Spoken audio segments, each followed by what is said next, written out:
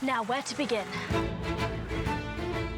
I've always wanted to play a British female lead. It was a brilliant book series that needed to be brought to life. The Enola Holmes book series was completely so descriptive. The dressing at the time, the background. The costume, the streets of London, the time period is a big part of the movie.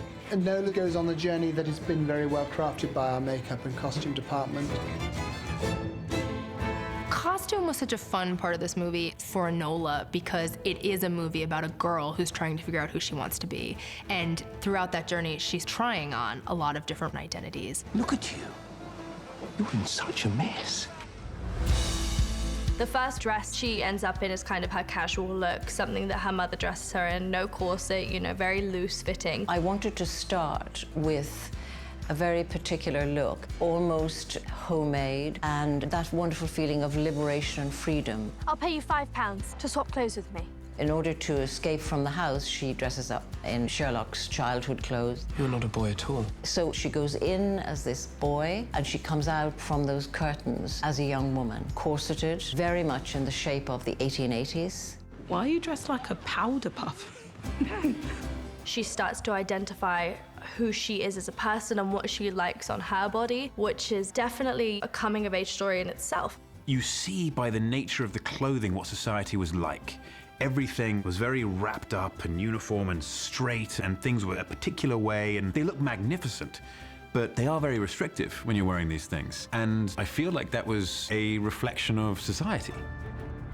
Enola almost doesn't belong in any period. She's grown up in this beautiful, isolated household. When she leaves Ferndale and she goes off on this adventure, it's really the first time she's encountering the real world. So this is where we part. The look of the film is about these two worlds, the world that she comes from and the world that she's come to. We wanted London to be a really busy, intimidating, sort of bustly, busy place.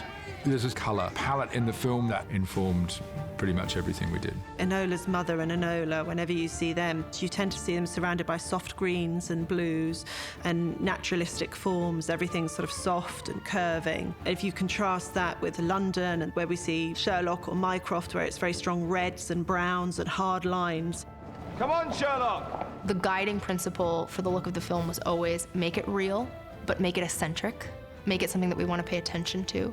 So within reality, find those particulars, find those details that really pop. And I think that our production did such a beautiful job in bringing the world to life.